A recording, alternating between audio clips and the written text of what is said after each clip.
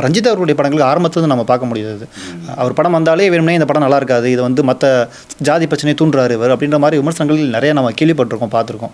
சாதி மீது இருக்கிற உனக்கு புனிதம் ஆணாதிக்கம்ன்ற ஒரு அவங்க நினைக்கிற விஷயம், இந்த ஆண்ட பரம்பரை பேசுகிறது, இந்த மதவாதத்தை பேசுகிறது, இது எல்லாமே வந்து அவங்க சந்தேக கூட கூடாது, நீ அப்படியே ஏற்றுக்கணும் அப்படின்றது தான் அவங்களுக்கு கற்பிக்கப்படுது.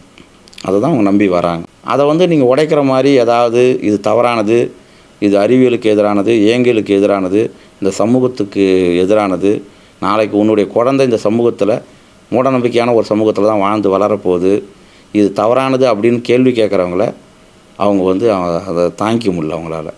அதுதான் அவங்க வந்து தொடர்ந்து வந்து சாதி வெறியை தூண்டுறாரு அப்படின்னு.